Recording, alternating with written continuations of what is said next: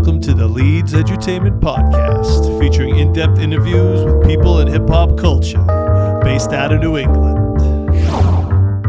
Leeds. Are you good on your end? Can you hear me all right? I'm good, man. I can hear you. Absolutely. Apologize for my my voice. I sound a little bit nasally, man. I'm a little under the weather, but it's that time of year, bro. We got allergies? Nah, man. I think my daughter got me sick, bro. You hear that a lot. I So, hear that a lot. I always get my friends being like, yo, you know, my it's kids the it's got me that time sick. of the year. The kids just went back to school, man, a couple weeks ago, man. So now they're around all the other kids, and she came home sick, man, and now I'm sick, and yeah, bro. Well, on that note, I'd like to welcome everybody to the Leedz Edutainment Podcast. We got a very special guest today, Detroit's own producer, a man that's been in the game for a while, Mr. Paulo Brown. How you doing, brother? Hey, man, I appreciate you having me, bro. I'm good, man. All is well. Thanks for making time. Would you get called into a last-minute listening party tonight? Yeah, man, my boy has a listening party that actually starts right now, man. But I told him I'll be there a little bit fashionably late, bro. So I'm gonna roll in there. I gotta roll downtown, man, and check it out. And yeah, so it's all good. Word. So Detroit, right? Born and raised? Yes, sir. Um, not born and raised. No, I've been in Detroit since '03. I was born and raised on the west side of the state, man, in Grand Rapids. So I went to when I graduated from Michigan State University, man, I moved to Detroit in '03. So I've been in Detroit longer than I was in Grand Rapids. Now it's been what, 20 years now. Hold on. I cut my teeth on Detroit's hip hop scene. You know what I'm saying? And I made my name here in Detroit. So I definitely claim Detroit as my own. What's Grand Rapids like growing up there? I've never really talked to anybody from there before. I mean, Grand Rapids is cool, man. It's a little smaller than Detroit, obviously, man, but it's a very, very working class blue collar city. Um, very what would you say? Just very diverse, man. I think that was one of the reasons why we ended up living there and growing up there. My mom is white, my dad is black. My parents, the interracial relationship, man, they wanted to they kind of wanted to settle down in a melting pot, man, and that's what Grand Rapids is. So we did that, and it was a good place to grow up, man, a good place for families. So there's a lot of people that come from Grand Rapids, man. Myself, producer Bronze Nazareth, that was my best friend growing up all my life. So we went out to all the same schools together. To the point where we now live basically in the same neighborhood together. So again, come full circle. So the DeBarge family, the DeBarges, we went to the same high school as us. Floyd Mayweather, Lava Dark Man, Willie the Kid. I mean, a lot of people, are from Grand Rapids, man. A lot of people just don't know it. Do you play golf? I do play golf, man. Yeah. How do you know that? Well, the reason I bring this up is because I did an interview with one of the guys out here, Tim Hall, and he was from Michigan, and he had told me about the big golf scene in Michigan. There was this huge golf scene in Michigan. Oh, okay. I had no idea. I had no idea. He's like, yo, it's got the most golf courses than anywhere. I just thought that was funny because I don't think of Michigan that way. Man, I've been playing golf since I was a teenager, man, and my parents used to belong to a course, man, Indian Trails back in the day, and I used to, after school, I used to go golfing with them. And that was back when, it wasn't really cool to golf, man. You didn't tell anybody. I was a football player, I was a baseball player, I ran track, I did everything else. But so everybody knew that, but they didn't know that I would, after school sometimes, if we didn't have practice, or if we didn't, if it was like in between seasons or whatever, I would go golf with my parents, or on in the summers. go golfing with my parents, man. So, as a matter of fact, my clubs are in the back of my truck right now. So, I knew it. always have my clubs on me. I knew you have a golfing story. The question is, does Yeah, La the absolutely. Dark Man golf? That's what I want to know. I'm assuming not. Bronze I haven't Nazareth? seen La in years, man. So I'm assuming not, bro. You Bronze said what? Nazareth. Is Bronze Nazareth golf? Does he Is golf? he a golf? Bronze? Nah, bro. I don't think Bronze golfs, man. I don't think he golfs. Nah, I'm pretty sure he doesn't golf, actually. Yeah, like I said, I kept it a secret for a long time because it just wasn't cool. Now it's like, ever since obviously when Tiger came in the game, then it was like, yo, everybody learned how to golf, and man, I was already golfing. So, um, now it's cool to golf. So yeah. So when you start making beats then? Between all this Um, outdoor sports. 96, man. 96 is when I started. Actually, I keep on bringing up Bronze, man. Me and Bronze started together. So, Oh, we started on the same day in the same room. So it was, yeah, we just got tired of being, just listeners, man, and wanted to be a participant. You know what I'm right. saying? So that was back in 96. So that was a long time ago, bro. A long time ago, man. What were you using for equipment then? Well, when we first started, we used this software called the sound manipulation software called Voyetra, and it came with Windows 95. So it was like this weird. It wasn't for making beats, man. Obviously, even the program that we really learned on, Cool Edit, man. Cool Edit 2000 was not a. It's not a program for making beats, man. It's not. It's radio station software. It's for cutting, commercials and 7-second delays and, you know, editing, software and stuff, man. It's just for sound manipulation, man. It's not really to make a beat on. So I would never teach anyone or tell anybody to make a beat on that program, but that's what we started on, and that's what I'm still on to this day, man, for the most part. Yeah, I read that because it was I read online. It was like Paul Brown is known for using his outdated beat program, Cool Edit. It says that so on Yeah, man. Wikipedia. Yeah. Yeah. I mean, it's all right. If they say it's cliche, man, but if it ain't broke, don't fix it. You know what I'm saying? Like I have a machine sitting right here, man, and I have a complete 25 sitting right here. And I have different things that I use to supplement my work, man. But my main DAW, if you want to call it a DAW, which is not really a DAW, but is Cool Edit 2000. That's what's up. Old software, bro. I mean, the final quality, the final product's great. So I mean, what's the problem? I guess I appreciate it, man.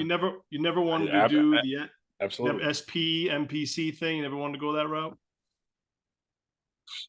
I've never been a pad hitter, man. I've always been more about I'm very precise, man, when it comes to being able to zoom in on my chops and attack and certain things that I do to my chops, man.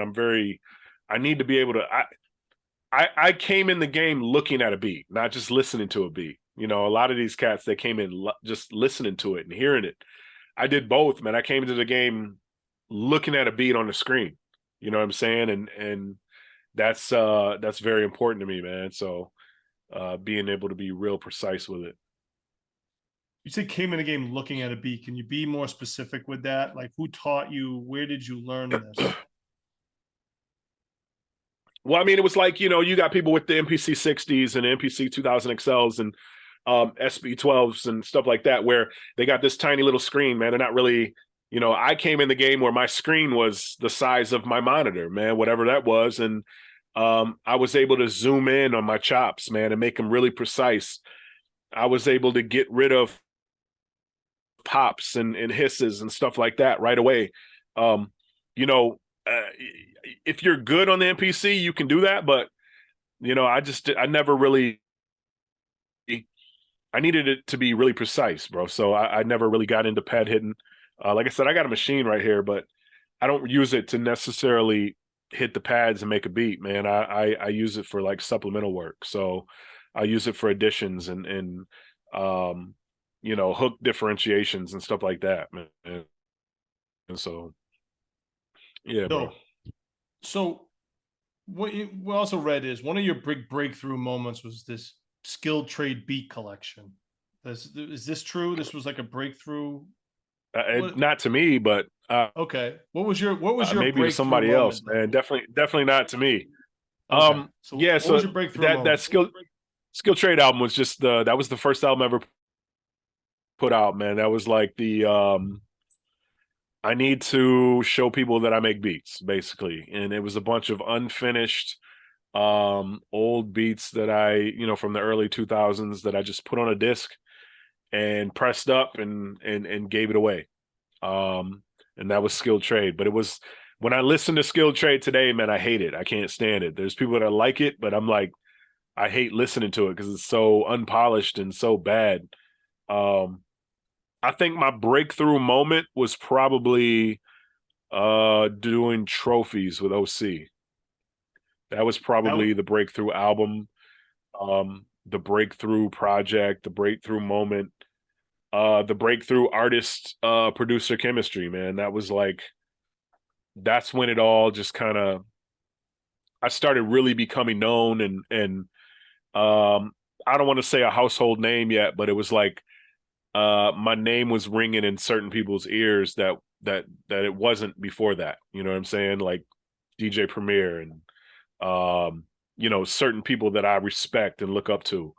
The whole DITC crew, man. You know what I'm saying? Like it just um certain people that I wanted their love and respect, and I got it through doing that album. You know what I'm saying? And not to mention just fans, man, fans and supporters.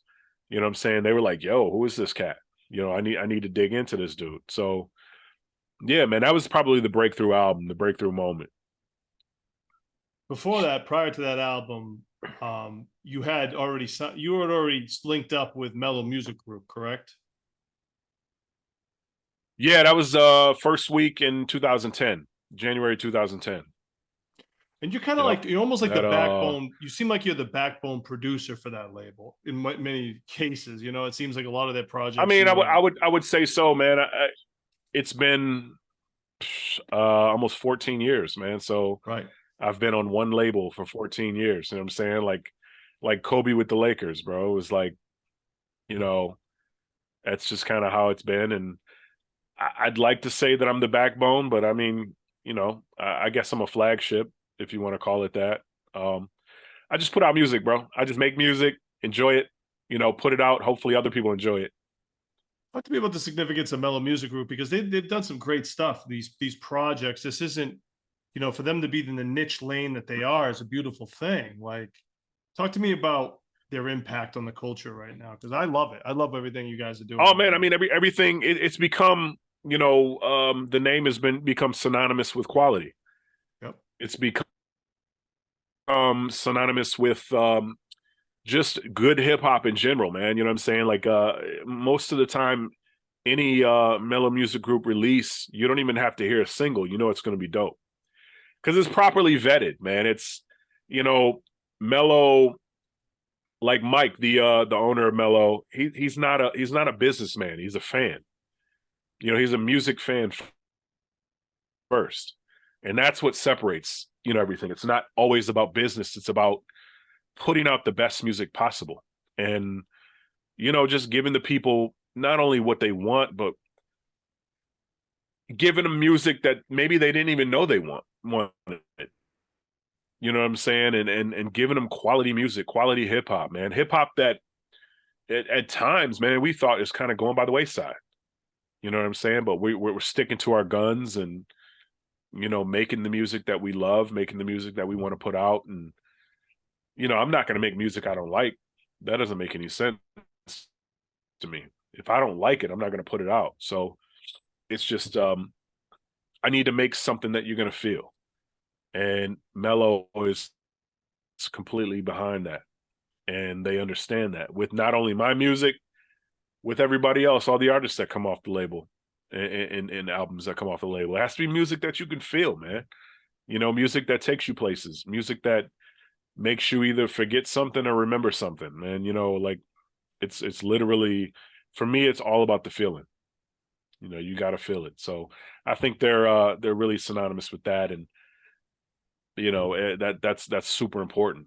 You know, a top, you know, on top of making money as a label, as a business, it's about putting good music out first. It's a beautiful thing, man.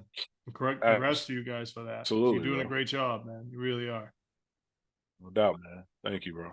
So these projects, man, you have done these collaborative projects. I was trying to get them all here. Boog Brown, A San Maki, OC, Guilty Simpson, Ghostface, Ugly Heroes with Chris Oric and Verbal Kent, Planet Asia, Big Pooh, Sky Zoo, Locksmith, Joel Ortiz, Raheem Devon, Stolly, Prop Dylan, Fillmore Green. Did I forget any? I Are mean, these all collaborative? there's some missing there, man, but it's all good. Like it. There's always a couple missing. No, I enjoy making full albums, man, full projects, man. I come from an era where, you know, you had, you know, groups like Gangstar or Mobb Deep, or you know, like groups that had an in-house producer that did all the beats, man, that just kind of, you know, I like one producer, one MC, or one producer, one group, or whatever, man. It just kind of gives that kind of a cohesiveness, man, throughout the project.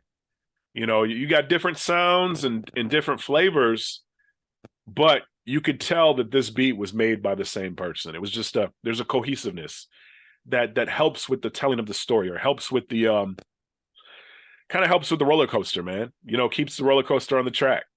You know what I'm saying? And that's, I enjoy that, man. I've never really been a placement producer. I have beats on all kinds of different projects here and there or whatever, but I've never been like a strictly, you know, placement producer where I'm sending beats out to artists to put on their albums, man. Like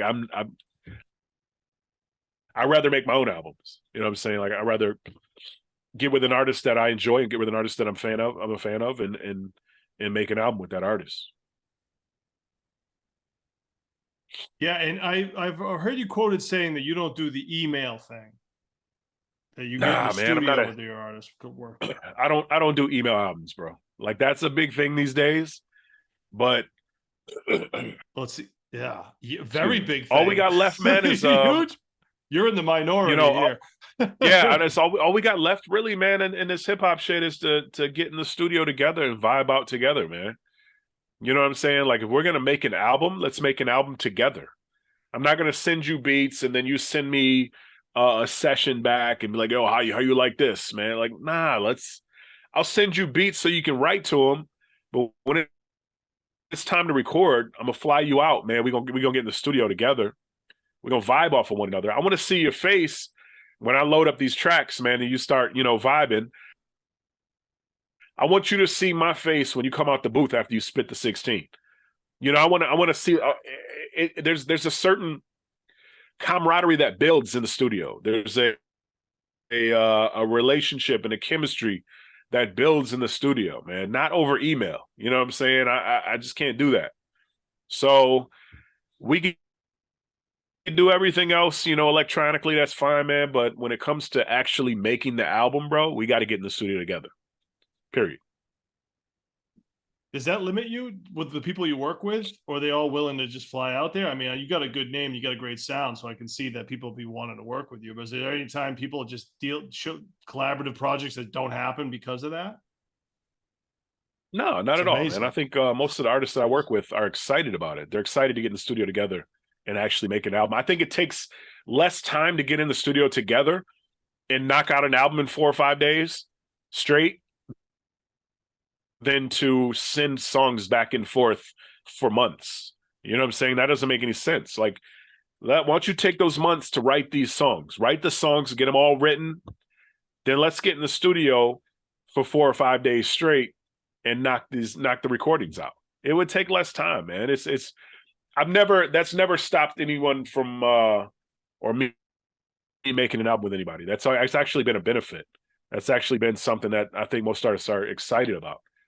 You know, going back to, I hate to call it that the old school, because that shouldn't be called the old school. That should be how it is at all times, man. But I get going back to the old school to make an album in person. You know, that's That's crazy. That's a crazy concept, but that's how it should be. I hear you, man. I think it's also, emailing it is just not, it's too like interpersonal. You know what I mean? For an album, you might be Yeah, able to yeah. get I away. mean, You might get you away with a can't vibe song. like that. Plus, I mean, it's better for you to Yeah, you get a better you yeah, get a better product producing it if they're there and you can work with them on their takes too. Correct? Like that's another absolutely, plus, man. right? Absolutely, without a doubt, no doubt, man. So It's how it should be. let's talk about the Detroit album, album compilation you did. That was a pretty impressive project to get everybody together like that. Talked about making Now, that one. that segue is amazing because that's the one album that I did an email album with. Yeah, there was Oh, no, there was no.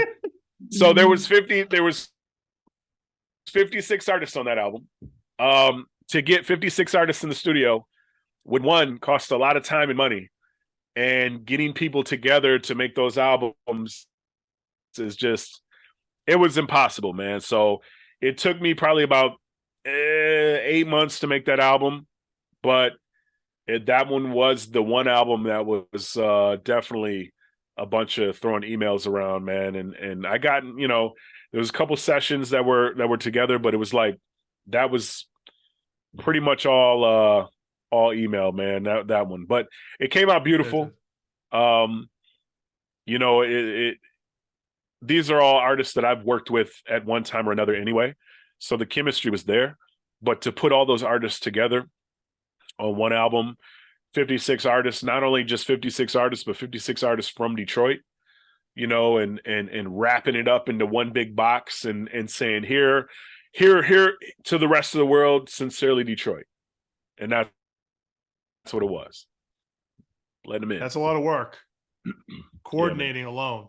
It was. Coordinating It alone. was. Never mind making the beats, mixing, man, all that other stuff. Yeah. Coordination No. alone probably took more than anything. Oh no, it was a lot of work, bro. A lot of work. That was a stress builder right there, man. For real. Yeah. Great. Talk to me about the Detroit hip hop scene. You guys have really carved your niche out over the last, particularly like over the last 10 years. I mean, obviously there was people before that, but you guys have really been like, you guys have like a sound now and a scene. Talk about that if you could. Yeah, man. I mean, Detroit, I've always said, is where hip hop lives.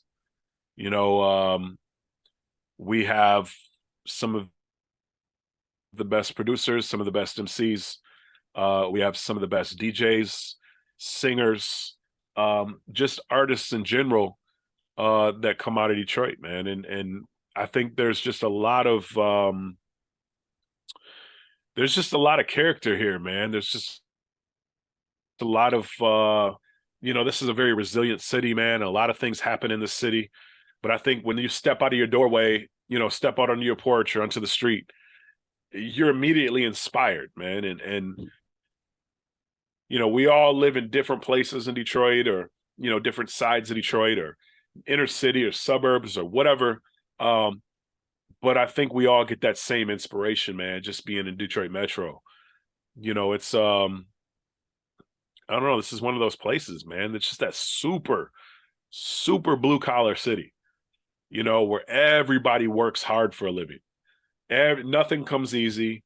Everybody, earns everything that they have, man. So even in the hip hop game, that's just you have to cut your teeth. Literally, man. You have to earn everything that you have. Salute to that. I hear that. I'm No in the doubt. same. I'm not from Detroit, but I have a similar mentality. Yeah, Um, yeah. how would you describe your sound to someone who has never heard you? How would you describe the beats you make? Um, I would just really just say if you're into introspective music, if you're into music, if you're looking for music that has feeling, has melody, and and takes you places, man, that's the music that I would make. That's the music for for whoever loves that sound, man. That's me, man. Just back alley, 1980s pool hall. What would you call it, man? Like just I don't know, man.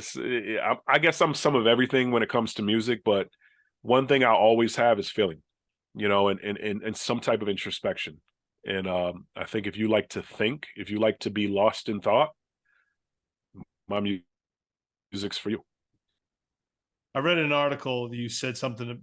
Someone called your music background music, and you Oh, kind I of took it love. as a compliment. I do, man. You know what I'm saying? Like What? most people would be if they would find that to be offensive, or but I'm okay with that, man. I don't that doesn't bother me. I like to know. Look, man, background music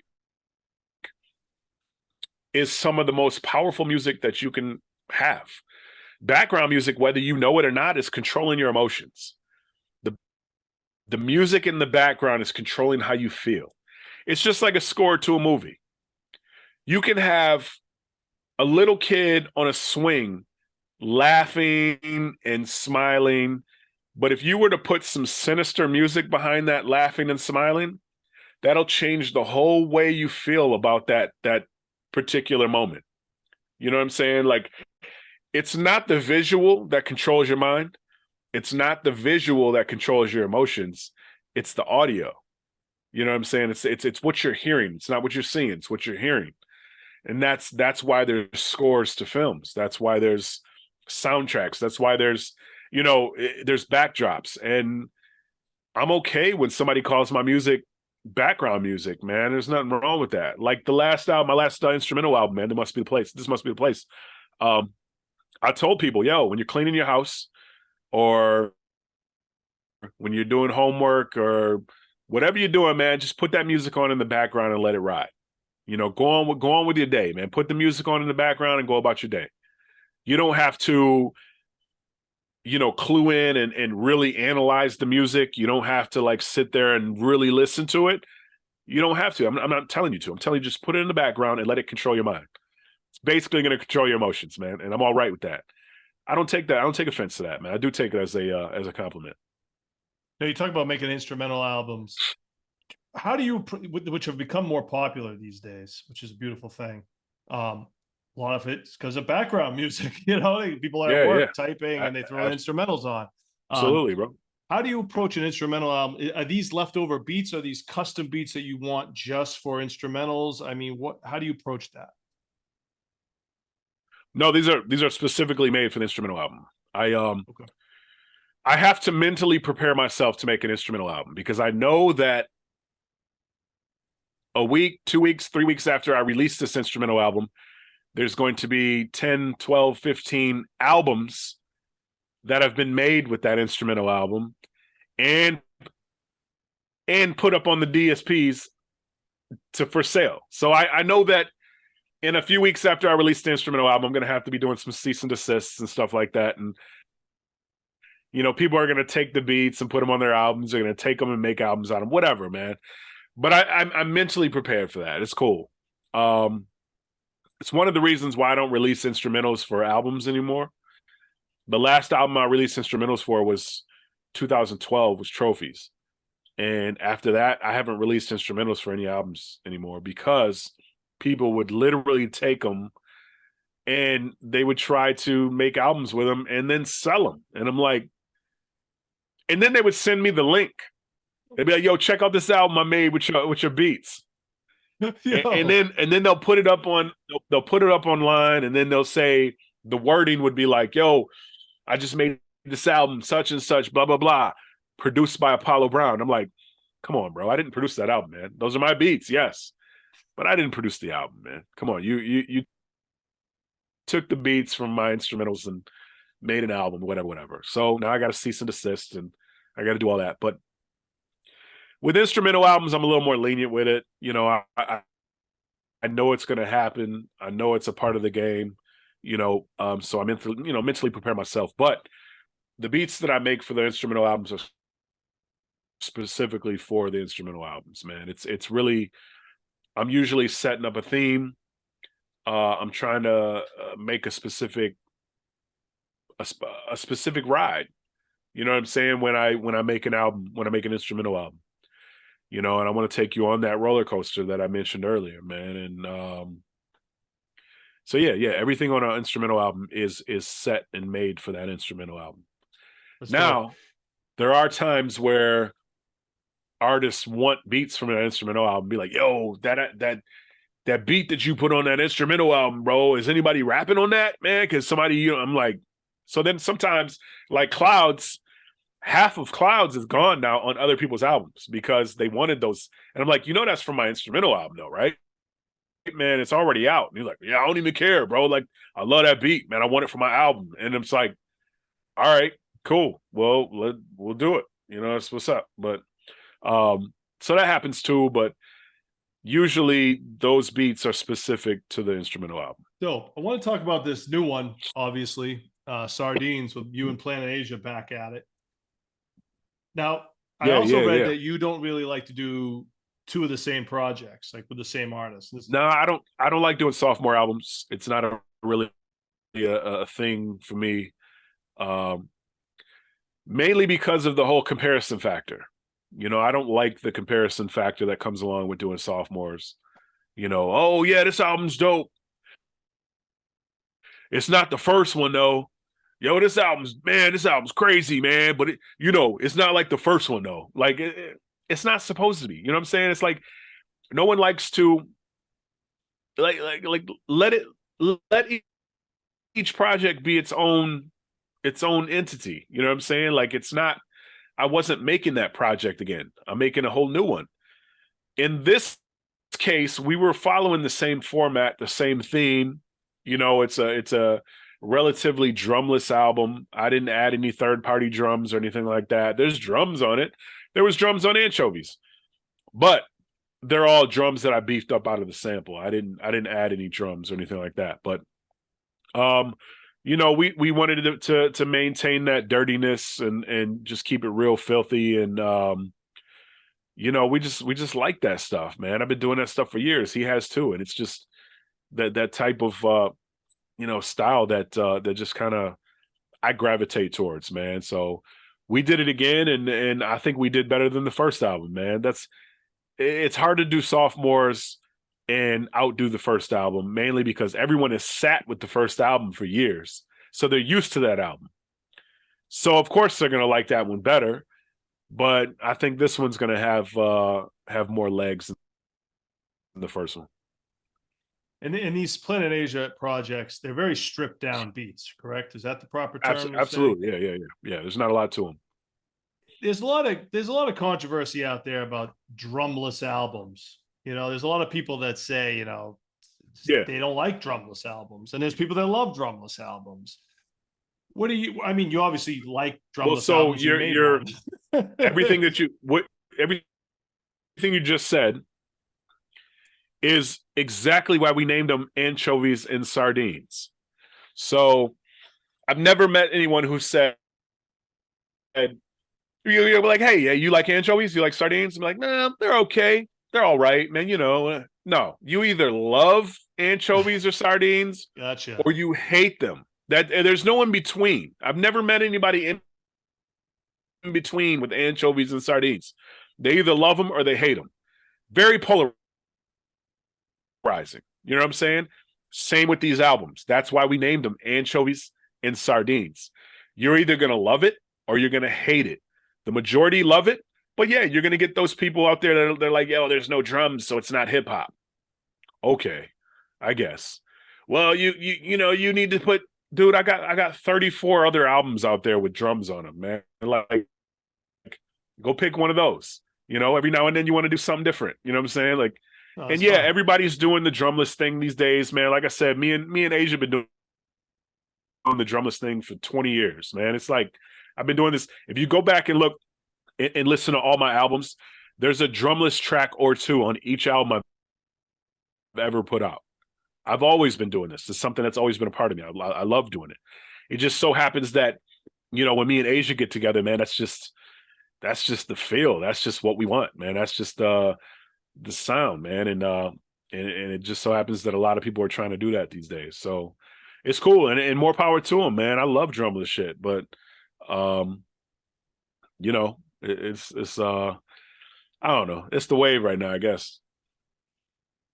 I mean, drums, live wise, having drums goes a long way. I'll tell you that much. I will say it's hard to perform songs without drums live and have it cut through on certain sound systems. I've seen that. Yeah, Because sometimes yeah, all you yeah, hear is yeah, the drums. Sometimes all yeah. you hear is True. drums. You know, they said Yeah, at I mean, Woodstock, right? it really depends, man. The first Woodstock. We did Go ahead. we did a tour with the first album in it, and it sounded amazing. But I guess it just really depends on how the sound system is dialed in. You know, it can get muddy. It can definitely get muddy. It depends depending on who's doing it. Yeah. They were saying the first Woodstock, everybody sounded like crap. It was the first festival Oh, I'm they've ever sure. really done. But Yeah, they I'm said the sure. only thing, the one who sounded good was Santana because his drums and bongos cut through everything. Oh, And really? that was Okay. why he had one of the best performances because of the drums. Got you. So it's just like that's what cuts. But I personally, I mean, I prefer drums, but I don't hate drumless. You know what I mean? It's Yeah, no, I I mean, just I love love both. drums. You know what I'm saying? Yeah, I love them both. I love drums, man. I yeah. take pride in my drums, man. I love drums, but sometimes, man, sometimes a sample just doesn't need drums. Sometimes it's amazing without it. Sometimes drums it don't do it any justice. It makes it Right. worse. I feel like your So production style. I you feel got to like know how to distinguish. yeah. I feel like your production style is kind of more stripped down in general than other producers. Was that fair to say? Yeah, absolutely. I don't like to overproduce. So what does that mean? I like I like to be straightforward, man. As far as my music, as far as my production, I want to give you a lot of the time. I love drums and I love nice hard drums and whatever, but my drum patterns are usually very simple because I don't want to take away from the sample. I don't want to take away from the music. Sometimes I think when too much drums and all that, it takes away from the feeling of the music, man. And when you just get a good, nice boom bap pattern in there, you're good. That's all you need. Um, I just like to save room for the artist. I want to save room for the MC or the singer or whoever. I want to be able to showcase them as well. I'm not trying to. A lot of producers try to compete with the artists, and I'm not trying to compete with the artists. You know what I'm saying? I want them to shine. I want to sit back and do my thing and play my role, play my position, and highlight the artist the best way I can with the beat that they're on top of. You know what I'm saying? If that makes sense. I'm not trying to compete with the artist. Now that you're established producer now. You're one of the more notable hip hop producers in the game currently making music. Where's your head at now? Um, Man, I wish I was a little more background. I talk about that all the time where, just me and friends of mine in the industry or whatever, where, I grew up in the 90s where you didn't even know what producers look like. I knew Buck Wild's music, but I had no idea what Buck Wild's face looked like. You know what I'm saying? That's just an example. Um, and I've always wanted to be that. I wanted to be the guy who sat in the basement all day, cranked out amazing music, and it was out for the world to hear, but they didn't know what I looked like. I didn't have to be in photo shoots and videos and, in the forefront, but that's just kind of how it is now, man. The producer is kind of in the forefront and has been for quite a while now. The first thing you do when you hear a song for the first 10 seconds is, yo, who made that beat? And that's just kind of how it is. And you have who made that beat? Yeah, and you have a signature sound, man. I know your beats when I hear them. So salute to that. Oh yeah, no, I appreciate Yeah, it, yeah, man. yeah. Appreciate Well, it, bro. as simple as you said they are, they knock. You know what I mean? They knock. And I know that's what you're going for Thank you, because thank you, that's thank very you. important. Absolutely, You've mentioned, absolutely, man. we'll wrap up soon here because I know you got to get out of here. But one thing I want to bring up is you're pretty adamant about being a family man and how important Number that one, is. number one, bro. Talk to me about balancing the music with your family Talk to me about that balance. I mean, That it's can be not even challenging. it's not even a obviously what I do is what I do for a living, and it puts food on the table and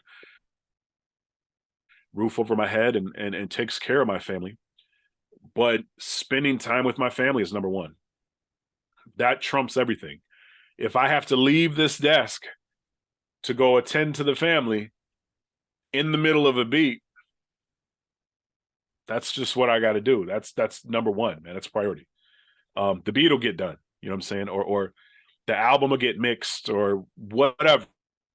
But if I gotta tend to my family and you know my daughter or my son needs me or my wife or whatever, that's number one, man. And I think that I don't think a lot of people, you know, they always talk about how producers are or just artists in general have a hard time keeping families and keeping wives and you know nah man that'll never happen with me. I can't do it, man. I gotta tend to my family first, man. The musical it'll be there, dog. You know, and it's I was once, you know, before I had kids, before I got married, you know, I was a single bachelor and I stayed up till 4 o'clock in the morning making beats all, you know, every day, every night. And there was a time, you know what I'm saying? There was a time where that's all I cared about. Now it's like, yo, if I can make 4 beats a week, I'm cool. You know, 4 beats a week is good for me. Like that's kind of what I strive for because the rest of that time is me. I mean, I'm down here every day. I'm down here every day. I treat it like a job. I treat it like a career. You know, no matter what, whether I'm making a beat or not, I'm down here doing something that is proactive in my career. Um, but 4 finished beats a week, that's 16 beats a month. I only put out 2 albums every 18 months. So what do I need more beats than that for? I don't need more beats than that. You know what I'm saying? And that's even more than enough beats to put on all kinds of other albums and do whatever else I need to do. And you know, I'd like to think that I put out quality, so that's 4 quality beats a week, that rather than 40 mediocre beats a week. You know what I'm saying? I put all my time into these beats. You know, by the time I get done with them, there's something that I really really love. So, um, but yeah, man, family first though. You know, that's number one, bro. You gotta be able to spend time with your family, man. You let them know that that you care and you're there for them whenever they need you. It seems like you got a good balance going there, and you seem like you have a supportive family too that understands it too. Yeah, man, absolutely. That's number one right there, man. Having a Right. supportive family. There's a lot of That's people. definitely number I one. know a lot of artists, man. That I know a lot of artists that don't. You know, they have a wife or a girl that doesn't support what they do. You know, they don't support they don't they don't support what they do, man. They think it's a joke. They're like, yo, when you gonna get a real job and all Yep. that stuff? And I'm like, Yep. real job. That's hilarious. I still have family members that'll be like, hey there. So how's that little music thing going? And I'm like, little music thing going, man. And when you gonna look, man, if you knew how much I make doing this little music thing, then you would. It's not it's all good. But yeah, man, You're lucky. You're blessed. I enjoy myself. I enjoy myself, and I enjoy being around my family. I just enjoy the shit. Period. Life is good. That's great, man. That's inspiring. You know, that's great to hear. You know, like, Life is cool, you're man. not. I come downstairs and make beats for a living, bro. Like I That's can't great. complain. I'm not gonna It's complain amazing. about that. You Salute to know. you. So we'll wrap up. But is there anything else you want to plug or anything you want to mention and talk about or anything? Oh man. No, I mean, I don't divulge any information ahead of time. And I'm still old school when it comes to, announcing what I need to announce when I need to announce it. I never give people, anything ahead of time, man. So, but I will say just check out anything Apollo Brown is doing. I'm Apollo Brown on every social media outlet. And yeah, man, I just appreciate you having me, bro. Thank you for making time. I want to say one thing. Out of all the collaborative Absolutely. projects you've done, what is one experience that really stands out to you? One process that really stood out to you of making one? You know, I'll go back to the OC album that I was talking about earlier. So I had I flew OC out to make this album, and I booked 4 8-hour sessions, four 8-hour blocks in a row. He came out, we got in the studio the first day. He recorded 12 songs in that 8-hour block. That one first 8-hour block, 12 songs. Wow. And we're talking about an artist that comes from the 90s who still records 3-verse songs, not 2-verse songs, 3-verse songs. He recorded 12 full songs in 8 hours. That left my head blown. I was like, yo, this is crazy. I've never met anybody. I still have never met an artist that can work like that. Even Planet he comes Asia? to work. Even No, that was Asia? no, Asia does it. Asia does it, but OC was just on a different, you know what I'm saying? Like he just, but he's been doing it for, you know, he was doing it for 20 years by the time I got it, you know, got a hold of him. So he was like, I told you, A. I told you, A. He's always called me A, man. I told you, A. I came to work, man. We gonna get this done, A. And I'm like, man. So then we got the rest of the tracks. We only did 16 tracks. We got the rest of the tracks done. And that next day I had to cancel the last 2, you know, 8-hour blocks, man. And that was just something that always sat with me. Just his work ethic was crazy, man. And I wish that everybody's work ethic was like that, man, where time is money. And he lives like that. And I live like that. Yo, time is money, man. And I don't care how much money you got. Time is still money, man. I'm trying to get this done. Let's get it done. You know, I don't waste time. So, and he didn't either, man. 12 songs, full songs in 8 hours, bro. That's crazy. 3 verses each? All one takes too, man. 3 verses each. And most of them were all one takes. 12 songs, 12 full songs in 8 hours. That's ridiculous. Never seen that again. Impressive. I didn't know that about him. I mean, I knew he was good. I didn't know he was that prolific. Professional, bro. Professional. He's a Salute professional OC, MC. Man. Professional MC. Salute to OC, man. Absolutely, bro. Jules was my shit. Your album's good too. Jules got me through the latter part of my high school career. Jules was amazing. I mean, the first album is obviously a classic. For me, the Jules had played more of a significant part. Yeah. Jules was the one, man. I'm 43, so when Jules came out, close to age. We're close, same age. Yeah, Jules came out, man. It was it took me through the latter part of my high school, you know, and I played that all the time. So yeah. Word. Well, thanks, brother. I appreciate you. Enjoy your listening party tonight and making time. And I'd like to absolutely, man. I appreciate you. Thank you for having me, bro. Absolutely, man. Keep up the good work, man. Will do, bro. And I'd like to thank everybody for tuning in to the Leedz Edutainment Podcast. Check out other interviews on YouTube. And thank you, Mr. Apollo Brown. We'll talk soon. Anytime, man. Hit me up. All right. Peace. All right, bro.